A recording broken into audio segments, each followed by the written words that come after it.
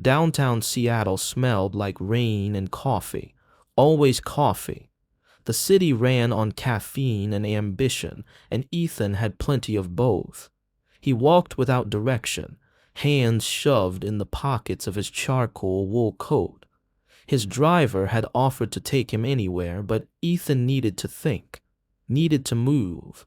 The wedding invitation burned in his inside pocket like a brand. He turned a corner onto Pike Street and nearly collided with a woman sitting on the sidewalk outside a trendy coffee shop called Zeitgeist. She was not holding a cardboard sign begging for change.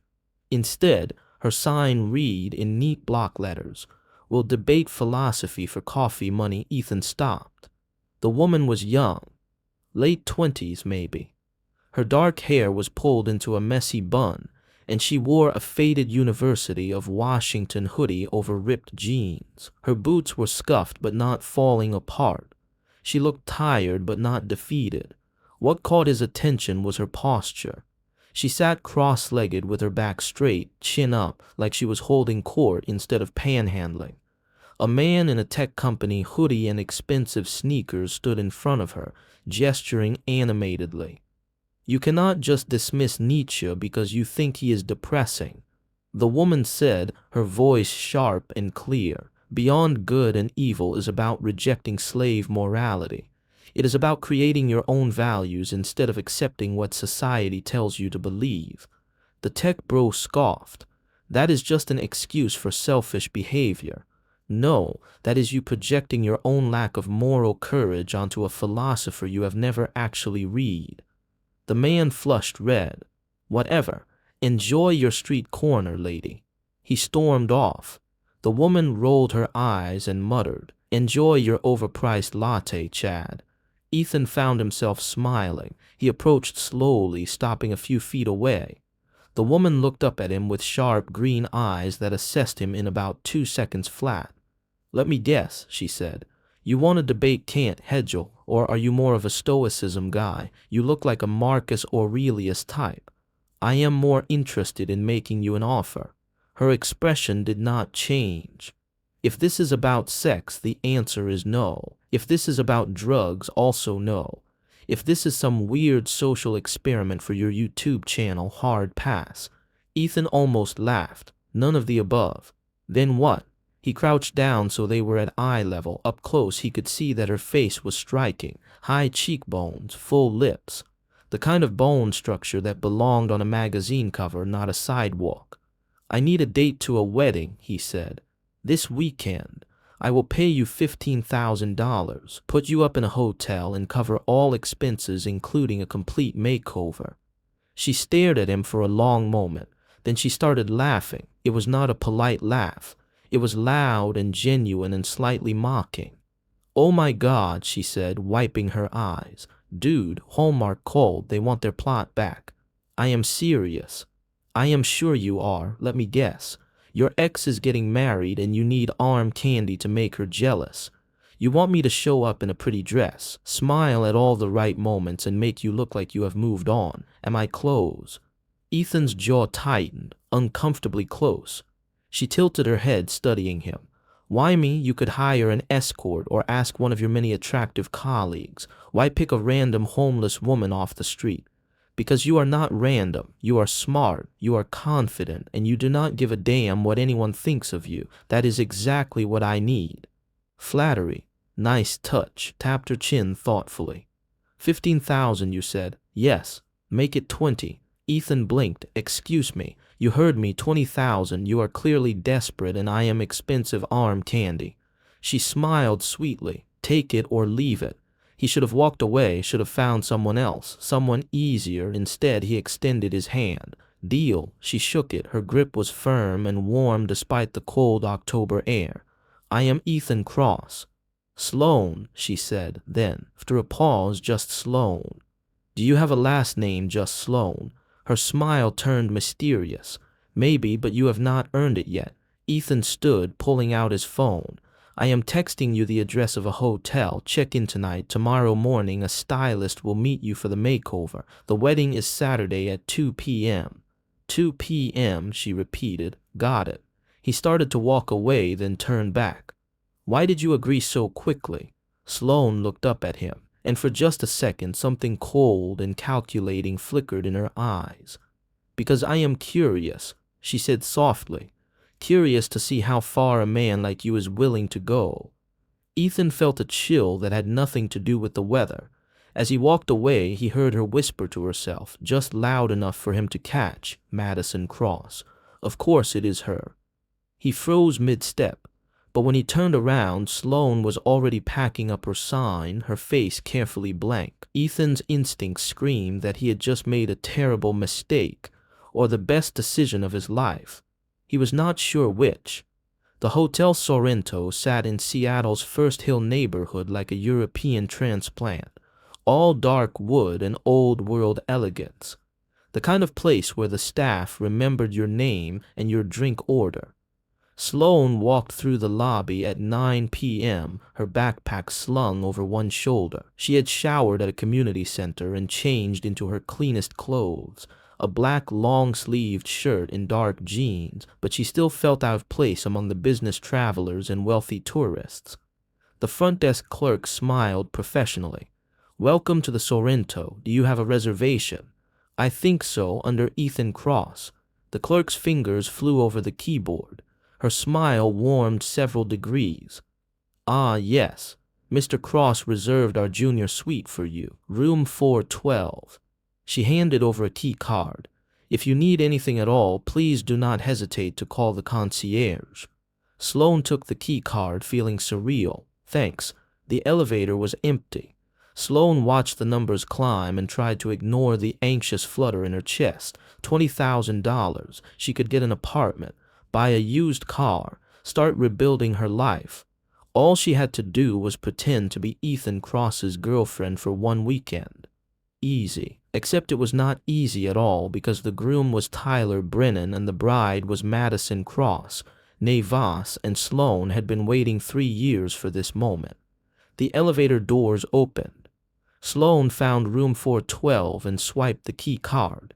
The suite was beautiful, cream-colored walls, a king-sized bed with a mountain of pillows, a sitting area with a view of the city lights, a bathroom with a soaking tub and expensive toiletries. Sloane dropped her backpack on the floor and sat on the edge of the bed. For the first time in 3 years, she let herself cry, not from sadness, from rage.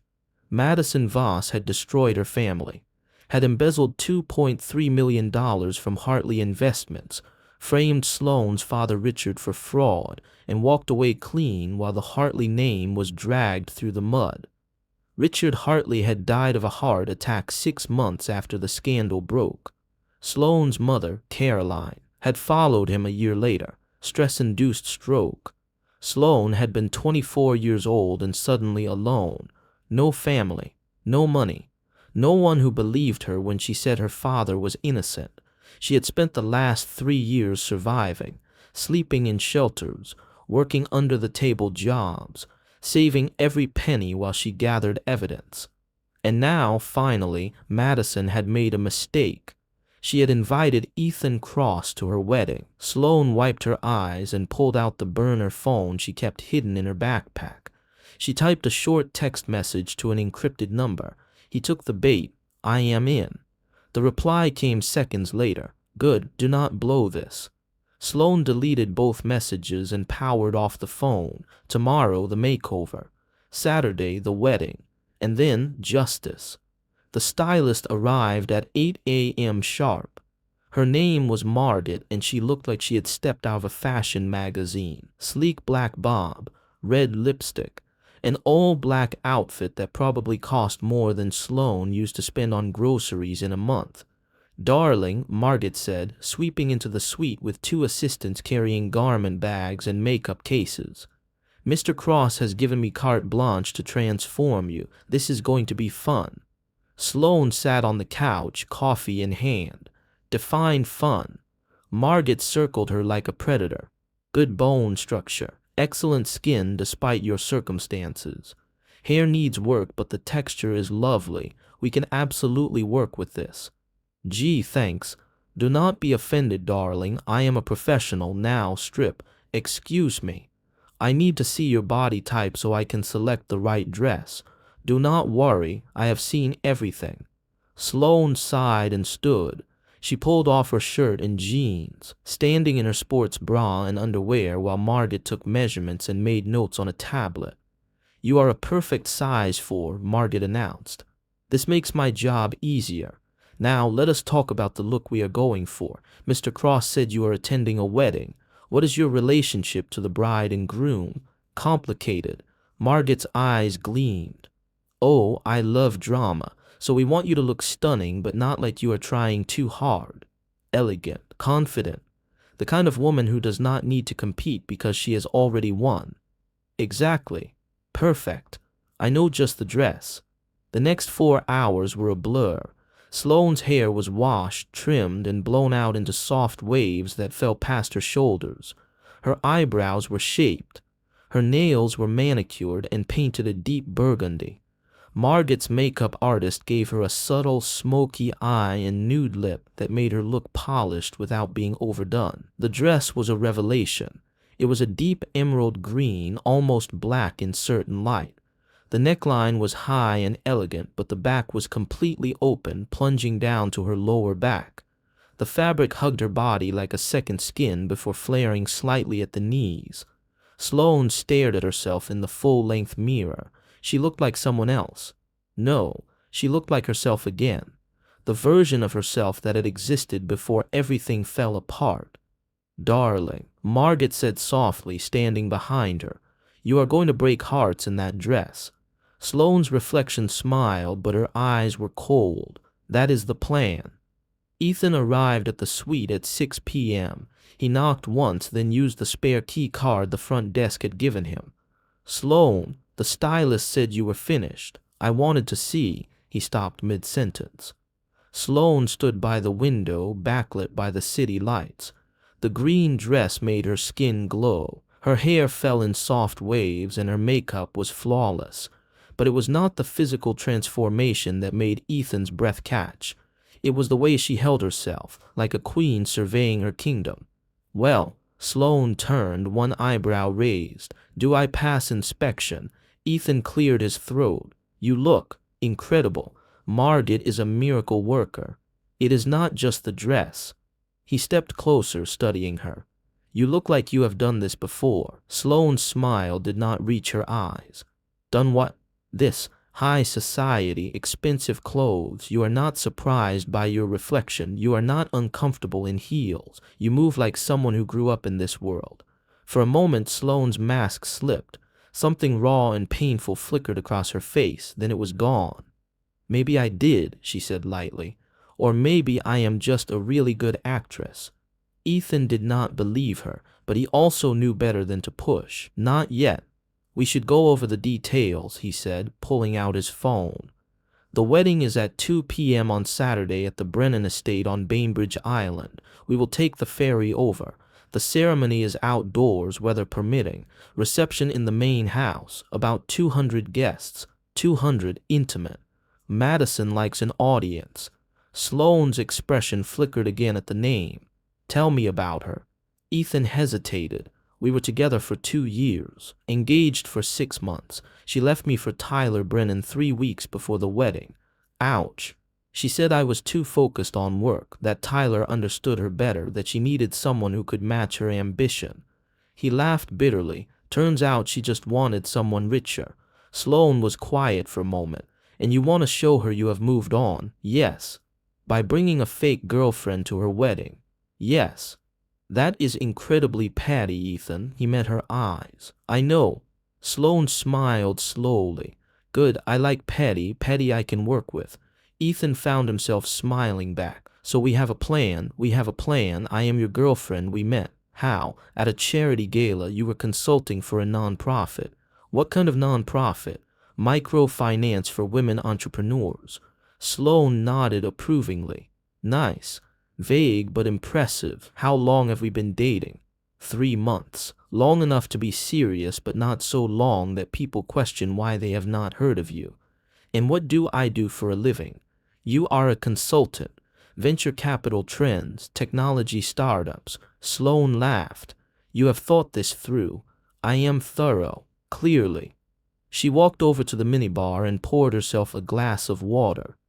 So tomorrow we take the ferry to Bainbridge Island, watch your ex-fiancé marry your business rival, and smile politely while everyone whispers about us. Sounds delightful. It will be fine. Sloane turned to face him, her expression suddenly serious. Ethan, why are you really doing this? I told you. I want Madison to see that I have moved on. No, that is what you want her to think, but what do you actually want? Ethan was quiet for a long moment.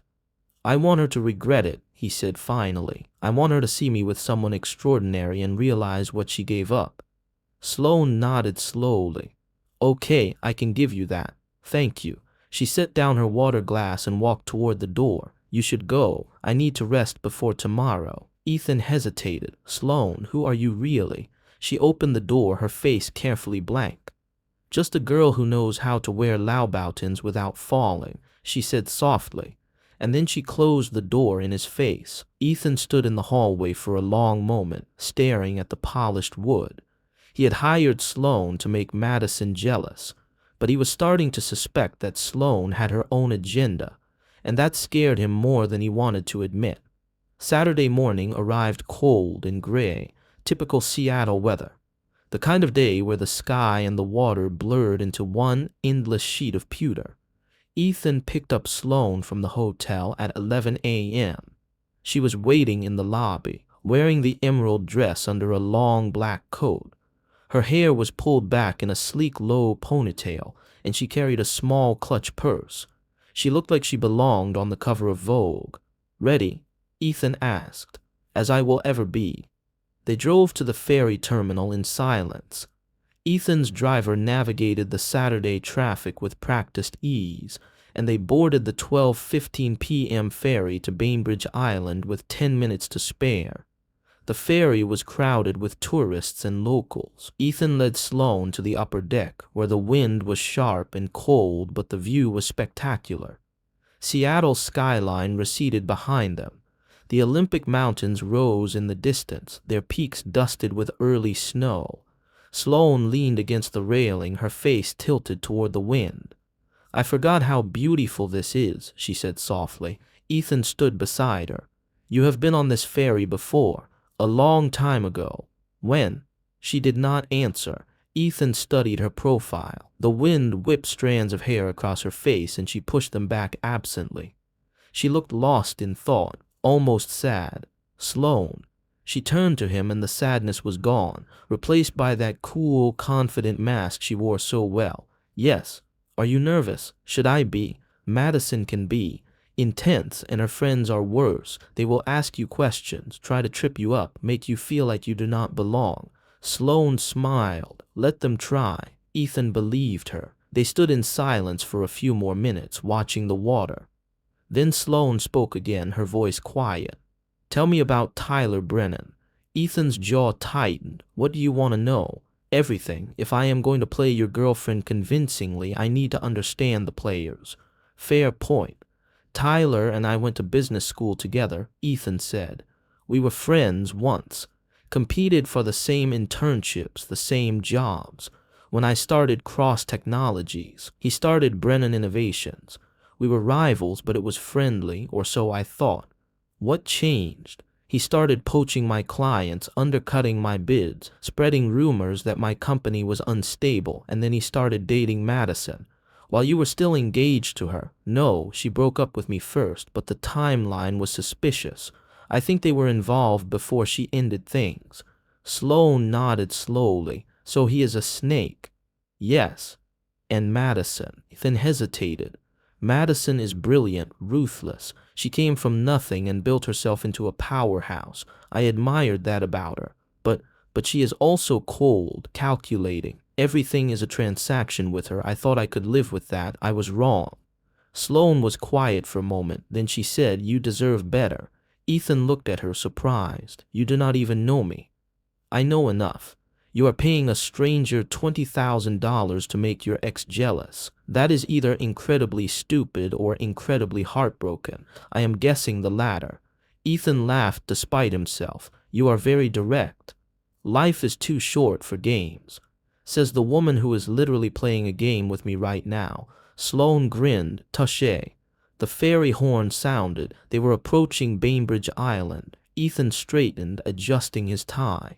Ready to do this? Sloane linked her arm through his. Let us go break some hearts. The Brennan estate was obscene. There was no other word for it. The property sprawled across 20 acres of waterfront land.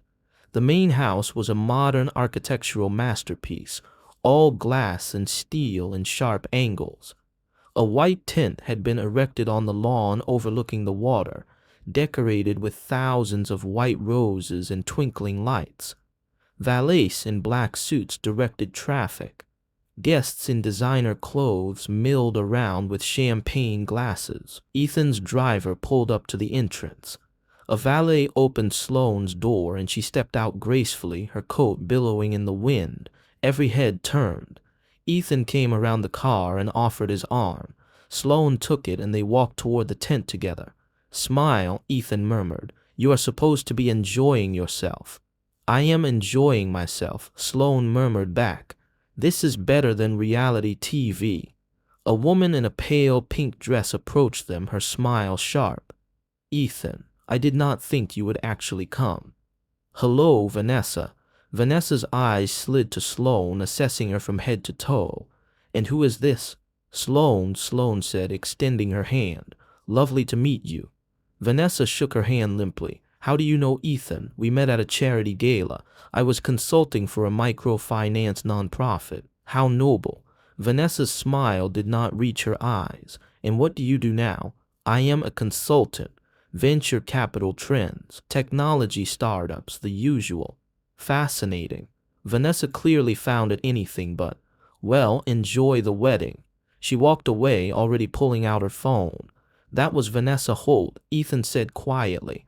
Madison's best friend. She is going to tell everyone about you within the next 5 minutes. Good, let them talk.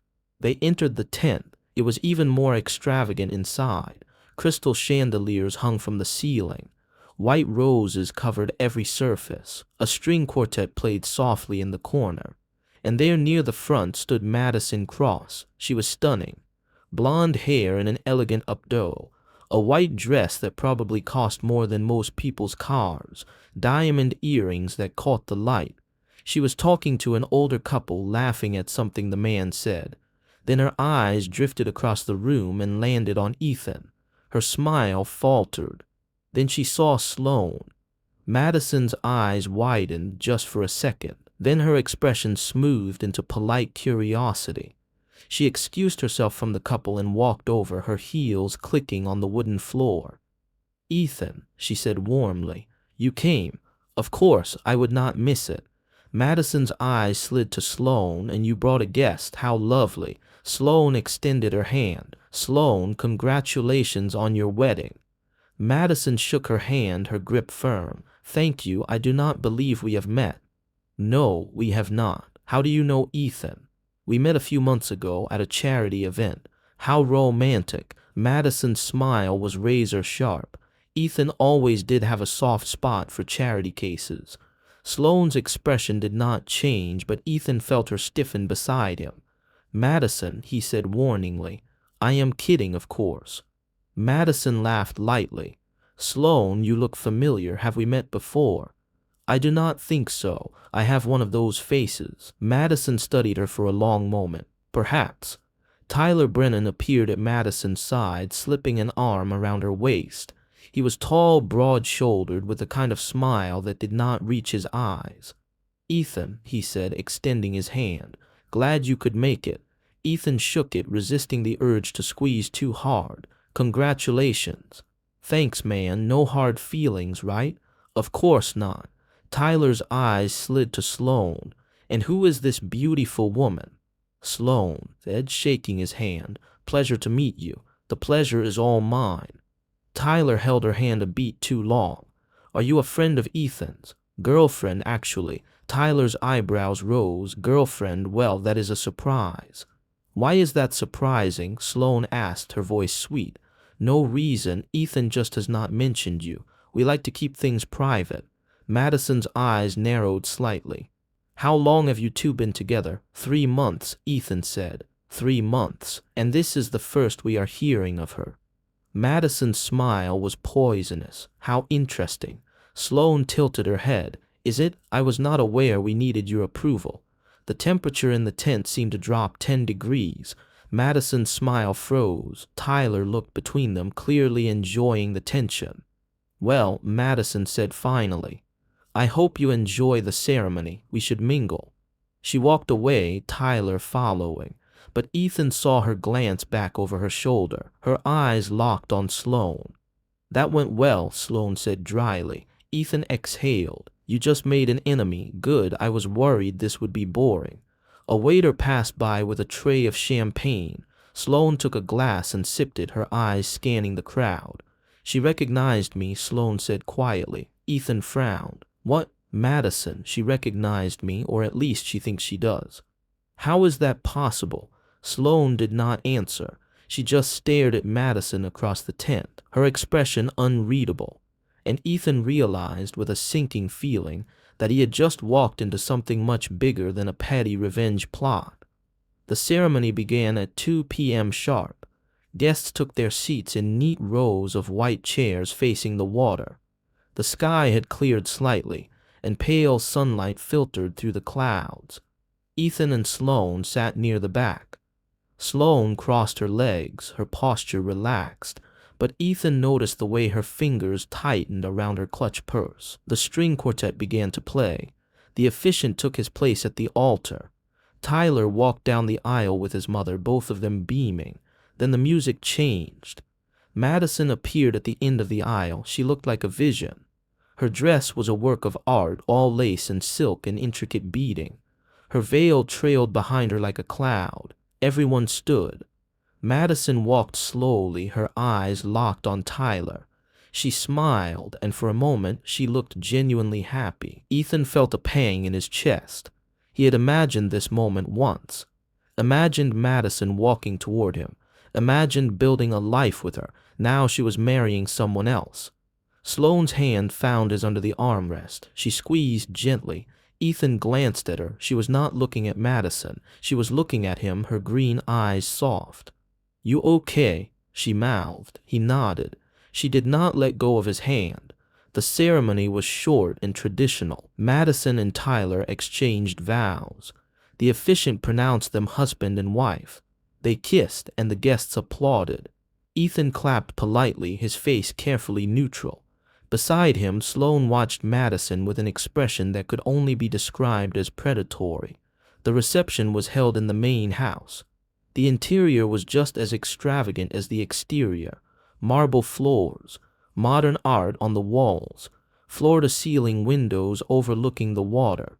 A live band played jazz standards. Waiters circulated with trays of hors d'oeuvres and champagne. Guests mingled, their laughter echoing off the high ceilings. Ethan and Sloane found a quiet corner near the bar. This is exhausting, Ethan muttered, loosening his tie. You are the one who wanted to come. I am starting to regret that decision. Sloane smiled. Too late now. A man approached them holding 2 glasses of scotch. He was older, maybe mid-50s, with silver hair and an expensive suit. Ethan Cross, man said, extending a hand. Robert Chen, we met at the Tech Alliance Summit last year. Ethan shook his hand. Mr. Chen, good to see you again. And who is this lovely woman? Sloane, she said, shaking his hand. Nice to meet you. The pleasure is mine. What do you do, Sloane? I am a consultant. Venture capital trends, technology investments. Robert's eyes lit up. Really? What is your take on the recent surge in AI startups? Sloane did not miss a beat. Overvalued mostly. Everyone wants to be the next open AI, but most of these companies do not have a viable product or a sustainable business model. The bubble will burst within 2 years. Robert laughed. You are not wrong. What about quantum computing? More promising, but still 10 years away from mainstream adoption.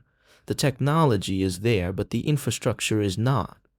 They talked for 10 minutes, Sloane holding her own with ease. Robert was clearly impressed. When he finally excused himself, Ethan stared at Sloane.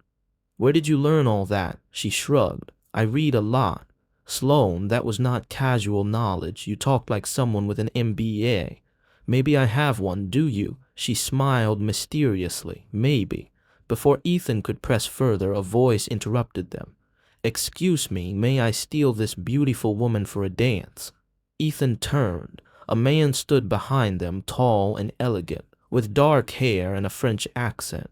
Julian Marchand, one of the most successful investors in Europe and a notorious flirt. Julian, Ethan said coolly, I did not know you were in town. I flew in for the wedding. Tyler and I have been discussing a potential partnership. Julian's eyes slid to Sloane. But I am much more interested in meeting you, mademoiselle. Sloane glanced at Ethan, then back at Julian. I suppose one dance would not hurt. Ethan's jaw tightened. Sloane, it is fine, Ethan. She handed him her champagne glass and took Julian's hand. I will be right back. Ethan watched them walk onto the dance floor, his hands clenched into fists. Julian pulled Sloane close, one hand on her waist, the other holding hers. They moved smoothly, Julian saying something that made Sloane laugh. Ethan felt a surge of irrational anger. He downed his scotch in one gulp. On the dance floor, Sloane kept her expression pleasant while Julian made small talk. You are a consultant, I hear, Julian said. That is correct. What kind of consulting? Venture capital, technology trends. Fascinating. Are you taking new clients? I am between firms at the moment.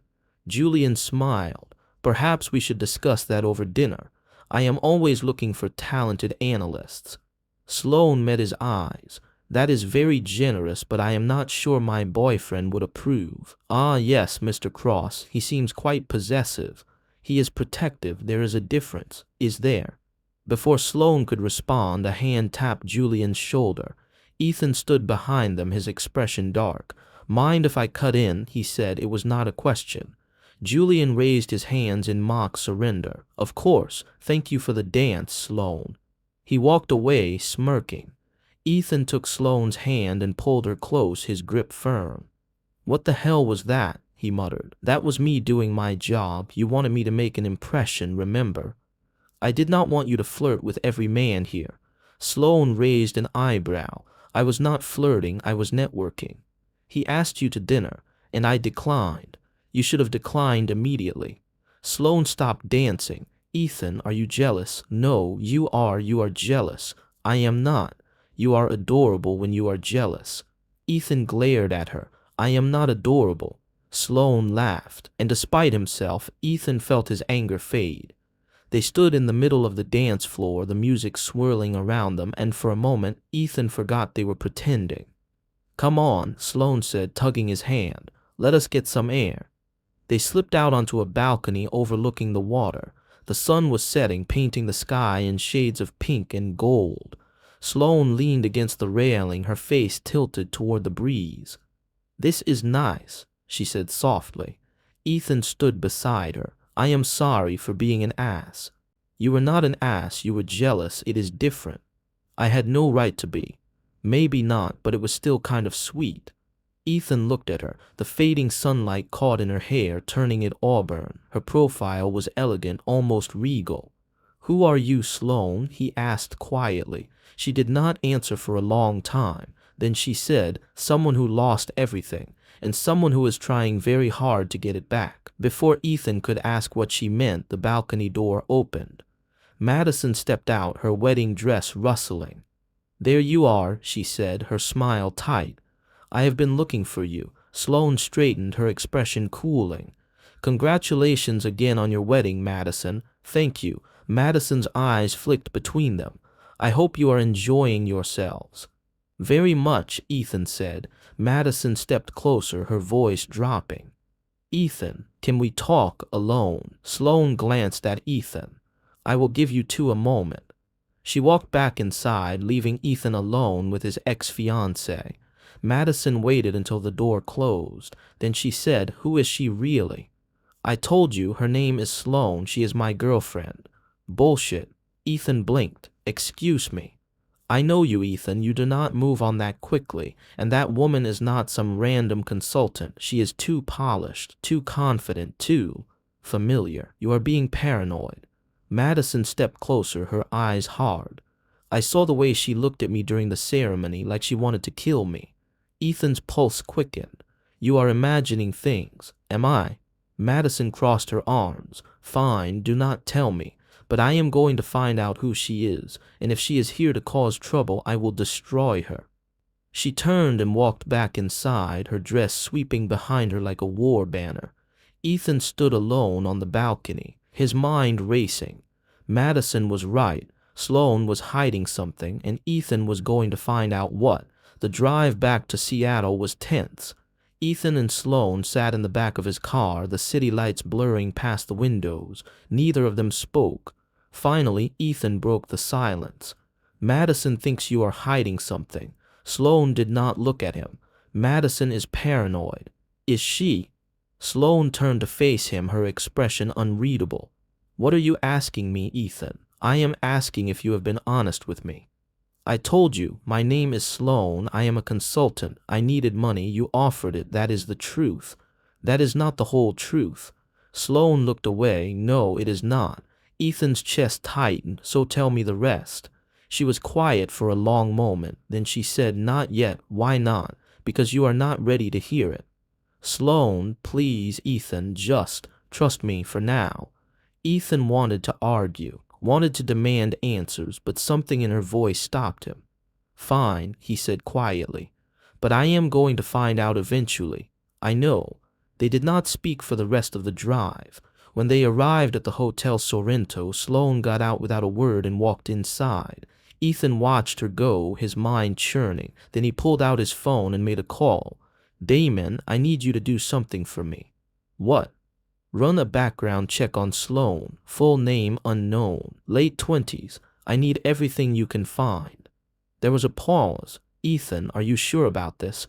No, but I need to know who she is. Okay, I will see what I can dig up. Ethan hung up and stared out the window. He had a feeling he was about to open a door he could not close. Inside her hotel room, Sloane locked the door and leaned against it, her heart pounding. She pulled out her burner phone and typed a message. Madison is suspicious. She is going to investigate me. The reply came quickly. Then it is time to move to phase 2. Sloane stared at the message for a long moment. Then she typed back, understood. She deleted the conversation and powered off the phone.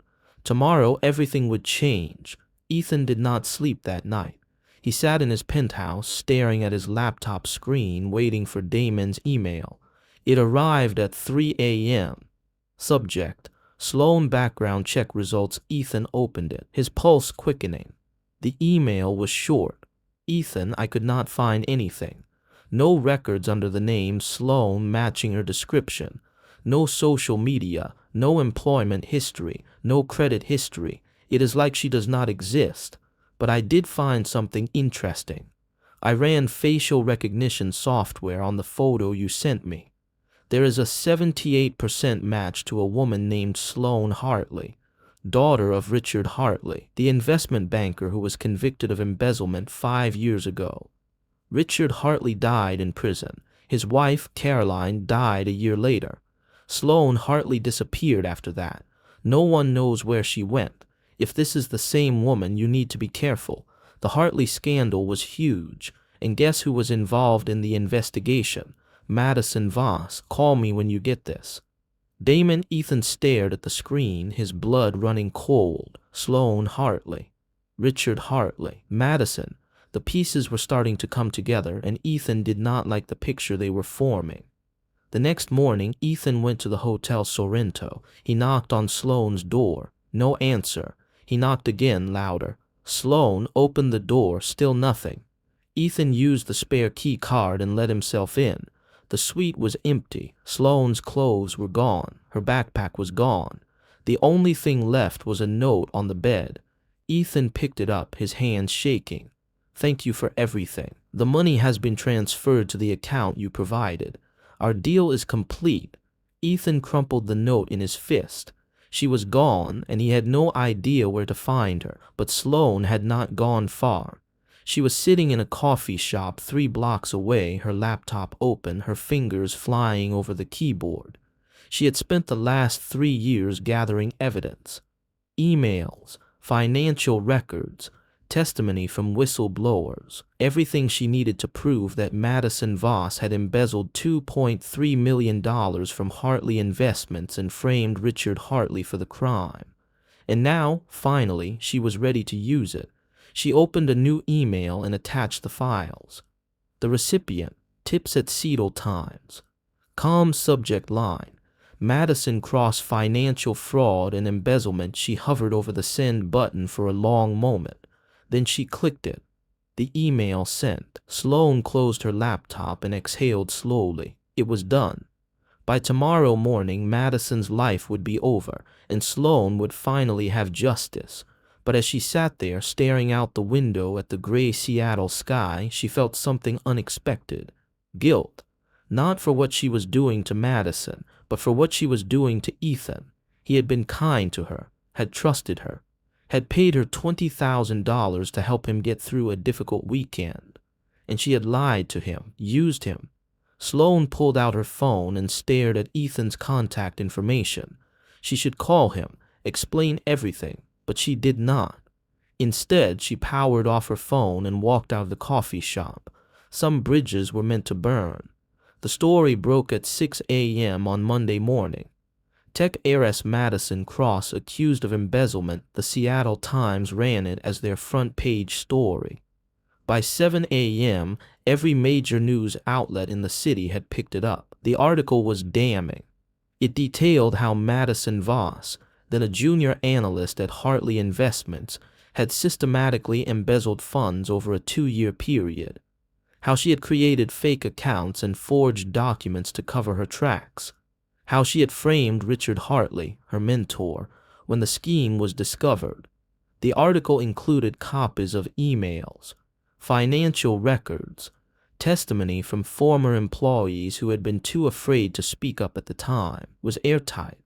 By 8 a.m., the FBI had issued a statement saying they were reopening the Hartley case.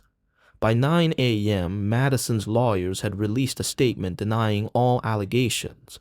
By 10 a.m., Madison and Tyler's phones were ringing off the hook. Ethan was in his office when Damon burst in, holding his tablet. "Have you seen this?" Ethan looked up from his laptop. "Seen what?" Damon turned the tablet around. The headline filled the screen. Ethan's blood ran cold. "Madison," he whispered. "It gets better or worse depending on your perspective. Look at the byline." Ethan scrolled down. Information provided by an anonymous source. But attached to the article was a photo of Sloane. The caption read, "Sloane Hartley, daughter of Richard Hartley, who died in prison after being convicted of embezzlement in a case that is now under review."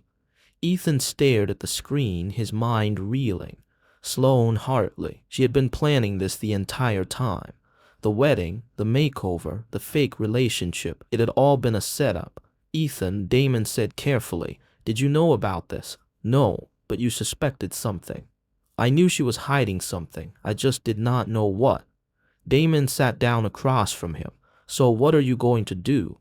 Ethan did not answer. He was too busy trying to process the fact that the woman he had started to care about had been using him from the beginning. Across town, Sloane sat in a cheap motel room watching the news on her laptop. Madison's face filled the screen. She was standing outside her house, surrounded by reporters, her expression tight. "These allegations are completely false," Madison said, her voice shaking. "I have done nothing wrong. This is a smear campaign orchestrated by someone with a personal vendetta against me." A reporter shouted a question.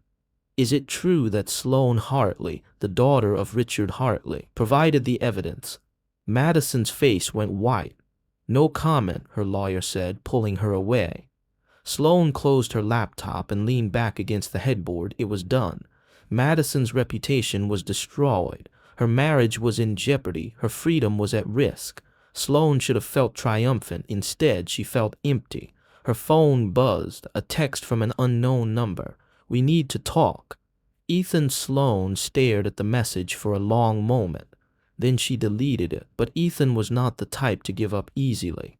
He spent the next 2 days tracking her down. He called every hotel in Seattle, checked every coffee shop, asked every contact he had if they had seen her. Finally, on Wednesday afternoon, he found her. She was sitting in a park near the waterfront, staring out at the Sound. Ethan approached slowly, his hands in his pockets. "Sloan." She did not turn around. "You should not be here. Too bad. We need to talk." "There is nothing to talk about." Ethan sat down beside her on the bench. "You used me, yes. You lied to me, yes. You destroyed Madison's life." Sloan finally looked at him. Her eyes were red-rimmed like she had been crying. "She destroyed mine first." Ethan was quiet for a moment. "Tell me what happened." And so she did. She told him about her father, about Madison's betrayal, about the embezzlement and the cover-up, about her parents' deaths, about the last 3 years of her life spent homeless and alone, gathering evidence and waiting for the right moment. "I saw the wedding invitation on your desk that day," Sloan said quietly. "I knew Madison was marrying Tyler Brennan. I knew you would be desperate to save face, so I positioned myself outside your office building and waited for you to find me." Ethan felt like he had been punched in the gut. So everything was a lie. Not everything. Sloan turned to face him, her eyes pleading. "The things I said to you, the way I felt, that was real. How am I supposed to believe that?" "You are not. I do not expect you to." They sat in silence for a long moment. Then Ethan said, "What happens now? Now Madison goes to trial, I testify, and hopefully my father's name is cleared. And us?" Sloan looked away. "There is no us, Ethan. There never was." Ethan stood up, his chest tight. "You are wrong." Sloan looked up at him, confused. "What?" "You think you used me, but the truth is I started to care about you, the real you, not the act you were putting on, and I think you started to care about me too." Sloan's eyes filled with tears. "It does not matter. It does matter because I am not walking away." "Ethan, I am not walking away," he repeated firmly. "You want justice for your father. Fine, I will help you. You want to take down Madison. I will stand beside you, but you do not get to shut me out." Sloan stared at him, tears streaming down her face. "Why?" she whispered. "Why would you do that?" Ethan crouched down in front of her, taking her hands in his. "Because I am falling in love with you, Sloan Hartley, and I do not care how we started. I care about where we go from here." Sloan let out a sob and pulled him into a hug. They stayed like that for a long time, holding each other in the middle of the park while the world moved around them. And for the first time in 3 years, Sloan did not feel alone. The next few weeks were a whirlwind. The FBI formally reopened the Hartley case. Madison was arrested and charged with embezzlement, fraud, and obstruction of justice. Tyler Brennan was also arrested as an accomplice. The media had a field day. Sloan became a reluctant celebrity. Her story was everywhere. The heiress who lost everything and fought back. The daughter who cleared her father's name. She hated every second of it, but Ethan was there every step of the way. He hired the best lawyers, made sure Sloan had security, shielded her from the worst of the media frenzy, and slowly Sloan started to let him in. They spent long nights in Ethan's penthouse, going over evidence and preparing for the trial. They ordered takeout and argued about legal strategy. They fell asleep on the couch, exhausted but together. One night Sloan looked up from a stack of documents and found Ethan watching her. "What?" she asked. "Nothing. I am just glad you are here." Sloan smiled. "Me too." Ethan set down his laptop and moved to sit beside her. "Can I ask you something?" "Sure." "What are you going to do after the trial?" Sloan was quiet for a moment. "I do not know. I have spent the last 3 years focused on this. I have not thought about what comes next. You could rebuild your father's company. Maybe, or maybe I will do something completely different. Like what? I do not know. Travel, write a book, learn to paint. I have a lot of time to make up for." Ethan took her hand. "Whatever you decide, I want to be part of it." Sloan looked at him, her heart swelling. "Ethan, you do not have to." "I know I do not have to. I want to. Sloane leaned in and kissed him. It was soft and slow and full of promise. When they pulled apart, Ethan rested his forehead against hers. I love you, he whispered. I love you too. The trial began in early December. The courthouse was packed. Reporters lined the steps. Protesters held signs demanding justice for Richard Hartley. Sloane walked in with Ethan by her side, her head held high. Madison was already seated at the defense table, her face pale and drawn. She did not look at Sloane. The trial lasted 3 weeks. Sloane testified for 2 days, walking the jury through the evidence she had gathered. She was calm and composed, even when Madison's lawyer tried to discredit her.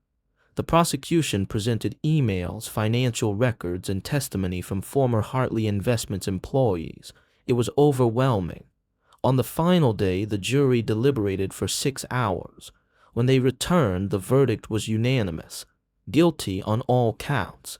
Madison's face crumpled. Her lawyer put a hand on her shoulder, but she shook him off. The judge sentenced her to 15 years in federal prison. Tyler Brennan received 10 years. Sloane sat in the courtroom, tears streaming down her face as the judge read the sentence. It was over. Finally, it was over. Outside the courthouse, Sloane stood on the steps, surrounded by reporters. Miss Hartley, how do you feel about the verdict? Miss Hartley, what is next for you? Miss Hartley, is it true you are dating Ethan Cross? Sloane held up a hand and the crowd quieted. I want to say thank you, she said, her voice steady. Thank you to everyone who believed in my father's innocence. Thank you to the FBI for reopening this case. And thank you to the jury for delivering justice. She paused, her eyes scanning the crowd. My father was a good man. He was honest and kind, and he did not deserve what happened to him. I hope that today's verdict clears his name and gives him the peace he deserves. The reporters erupted with more questions, but Sloane turned and walked down the steps. Ethan was waiting at the bottom. He pulled her into a hug, and Sloane buried her face in his chest. You did it, he murmured. You actually did it. We did it, Sloane corrected. Ethan pulled back and cupped her face in his hands. I am so proud of you. Sloane smiled through her tears. Thank you for everything. Always. They walked away from the courthouse together, hand in hand, ready to start the next chapter of their lives.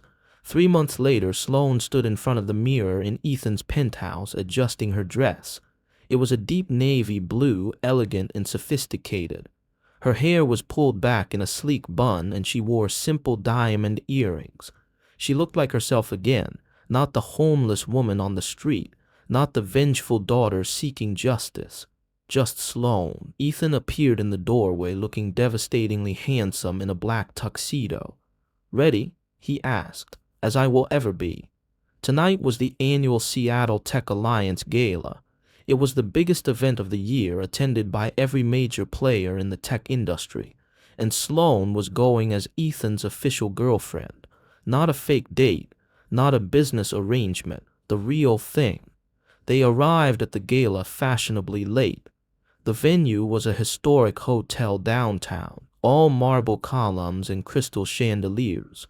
Sloane took Ethan's arm as they walked in, and immediately heads turned. Is that Sloane Hartley, the one who took down Madison Cross? She is with Ethan Cross. Are they together? Sloane ignored the whispers and smiled politely as Ethan introduced her to various colleagues and investors. Everyone wanted to talk to her, to hear her story, to offer their support. It was exhausting, but Sloane handled it with grace. Then, halfway through the evening, Julian Marchand appeared. Sloane, he said, his French accent as smooth as ever. We meet again. Sloane smiled. Mr. Marchand, how are you? Very well, thank you. I have been following your story. Quite impressive. Thank you. I meant what I said at the wedding. I am always looking for talented analysts. If you are interested in consulting work, I would love to discuss it over dinner. Sloane glanced at Ethan, who was watching the exchange with narrowed eyes. That is very kind, Sloane said, but I am actually in the process of starting my own firm. Julian's eyebrows rose. Your own firm, fascinating. What will you focus on? Strategic consulting for startups, helping founders navigate funding rounds and avoid common pitfalls. Brilliant. If you ever need an investor, please keep me in mind. He handed her a business card and walked away. Ethan immediately stepped closer. He is still flirting with you. Sloane laughed. He is networking. He wants to have dinner with you. And I said no. You should have said no immediately. Sloane turned to face him, her eyes sparkling with amusement. Ethan Cross, are you jealous? No, you are. You are totally jealous. I am not. Sloane stood on her toes and kissed him, cutting off his protest. When she pulled back, Ethan was smiling despite himself. You are impossible, he muttered, and you love it. Unfortunately, yes. They danced for the rest of the evening, laughing and talking and ignoring the rest of the world. And for the first time in years, Sloane felt truly happy, but the evening was not over yet. As they were leaving, a woman approached them. She was young, maybe mid-20s, with short blonde hair and nervous eyes. Excuse me, she said. Are you Sloane Hartley? Sloane nodded. Yes, can I help you? The woman hesitated. I just wanted to say thank you. My father worked for Hartley Investments. He lost his job when the company went under. He always said Mr. Hartley was innocent, but no one believed him. What you did, it meant a lot to our family. Sloane felt tears prick her eyes. Thank you, that means more than you know. The woman smiled and walked away. Ethan squeezed Sloane's hand. You did that, you gave people closure. Sloane nodded, unable to speak. They walked out into the cool night air, and Sloane took a deep breath. I think I am ready, she said. Ready for what? To move forward, to stop looking back and start building something new. Ethan pulled her close. Then let us build it together. Sloane smiled. Deal. 2 weeks later, Sloane woke up to a text from Ethan. Not feeling well, staying home today. Sloane frowned. Ethan never took sick days. He was the kind of person who worked through colds and ignored headaches. She texted back. Do you need anything? No, I am fine. Sloane did not believe him. She spent the morning working on her business plan for her new consulting firm, but she could not focus. Finally, at noon, she grabbed her coat and headed to Ethan's penthouse. She used the key he had given her and let herself in. The apartment was dark and quiet. Ethan, she called. No answer. She found him in the bedroom, buried under a pile of blankets. His face was flushed and his hair was damp with sweat. Ethan, Sloane said, sitting on the edge of the bed. You look terrible. He opened one eye. Thanks, that is exactly what I needed to hear. Sloane pressed her hand to his forehead.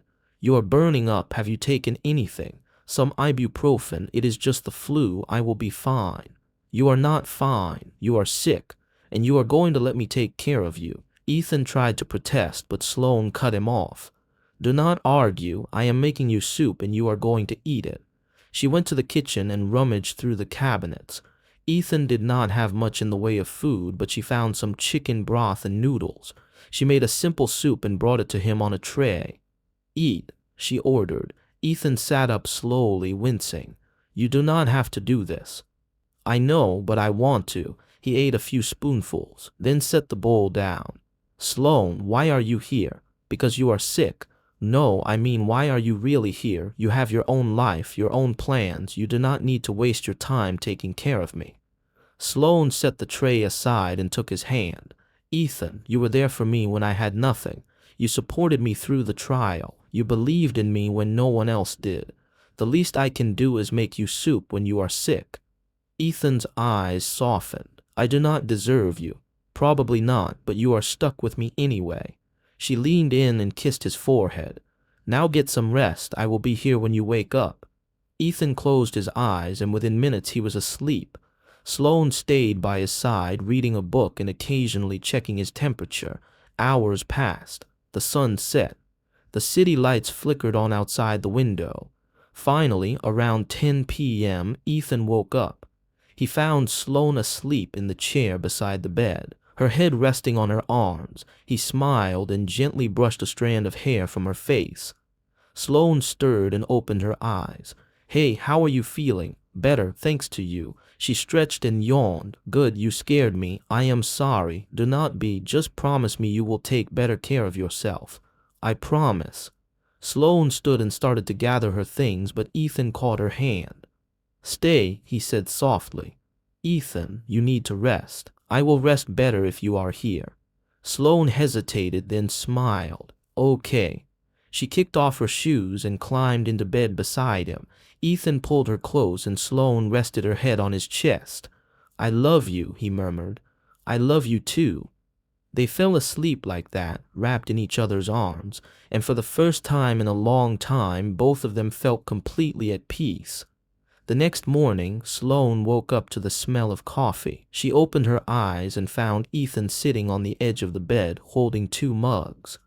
Good morning, he said, handing her one. Sloane sat up, rubbing her eyes. You are up early. Are you feeling better? Much better, thanks to you. She sipped her coffee and smiled. I am glad. They sat in comfortable silence for a few minutes, watching the morning light filter through the windows. Then Ethan said, Sloane, I need to tell you something. She set down her mug, her heart suddenly racing. Okay, Ethan took a deep breath. I have been thinking a lot about us, about where we are going, and I realized something. What? I do not want to waste any more time. I do not want to wait for the perfect moment or the right opportunity. I just want to be with you completely, honestly. Sloane's eyes filled with tears. Ethan, I know we have only been together for a few months. I know we started in the worst possible way, but I also know that I have never felt this way about anyone before. You challenge me. You make me laugh. You make me want to be a better person. He took her hand, his eyes locked on hers. I love you, Sloane Hartley, and I want to spend the rest of my life proving it to you. Sloane let out a sob and threw her arms around him. I love you too, she whispered. So much.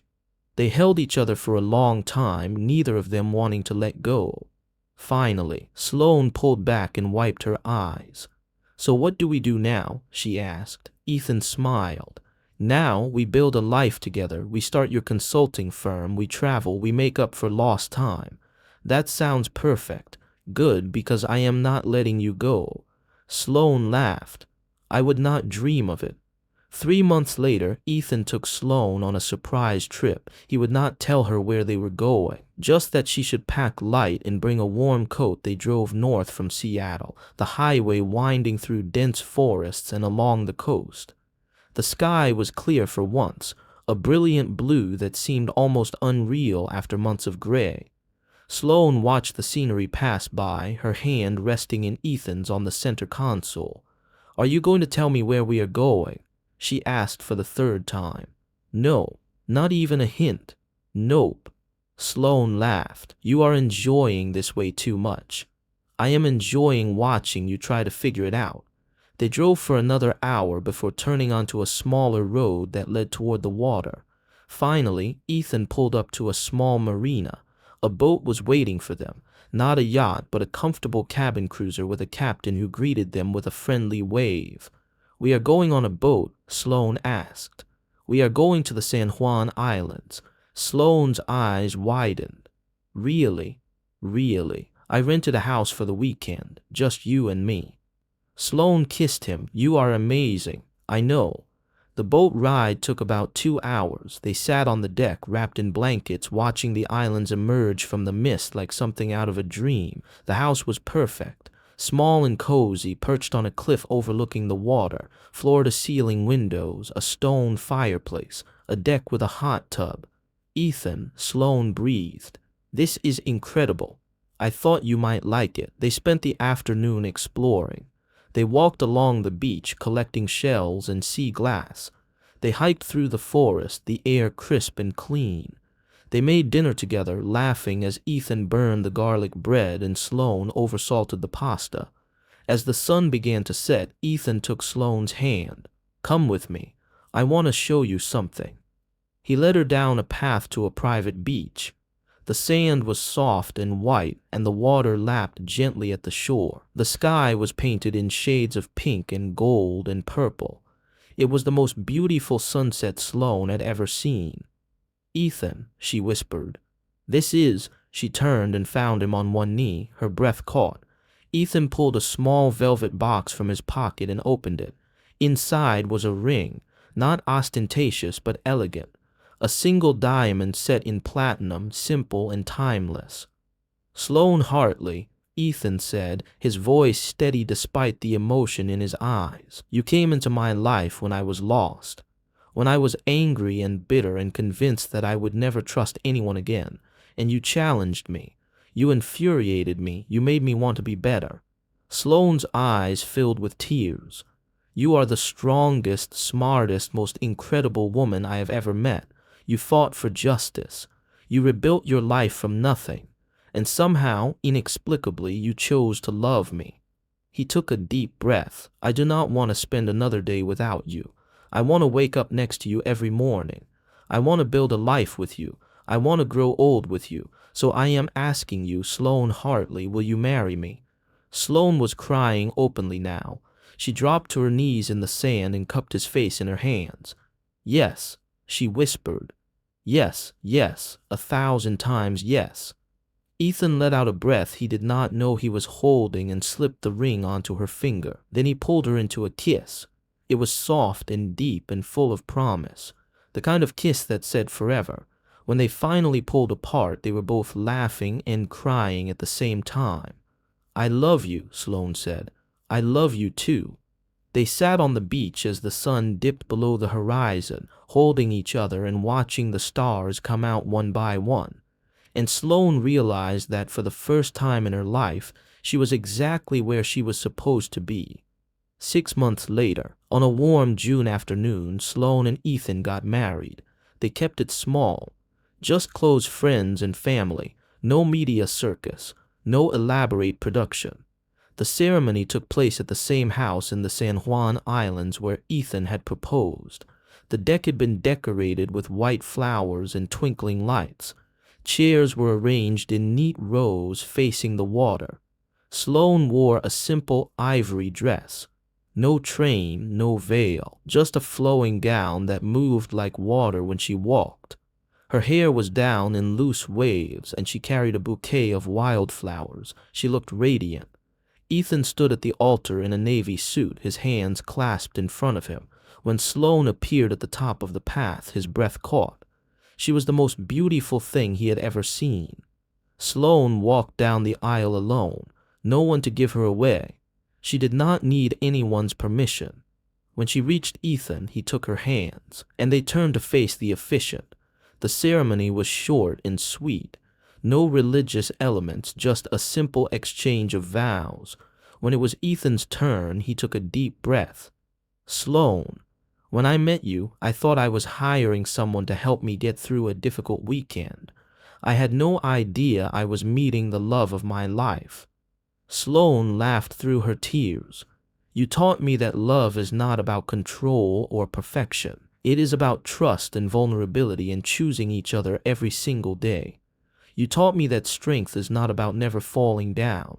It is about getting back up, no matter how many times life knocks you down." His voice cracked slightly.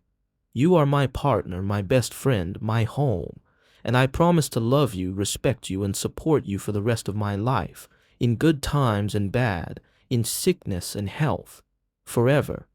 Sloane wiped her eyes and took a shaky breath. "Ethan, you came into my life when I had nothing, when I was broken and angry and convinced that I would never trust anyone again, and you saw me, not the person I was pretending to be, not the role I was playing, but the real me."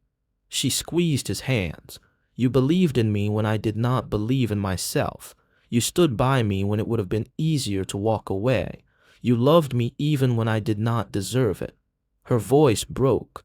"You are my safe place, my greatest adventure, my second chance, and I promise to love you fiercely and honestly for the rest of my life, to challenge you when you need it, to support you always, to choose you every single day forever." The officiant smiled. "By the power vested in me, I now pronounce you husband and wife. You may kiss." Ethan pulled Sloane close and kissed her as their friends and family cheered. When they pulled apart, they were both grinning like idiots. "We did it," Sloane whispered. "We did. I am married to you.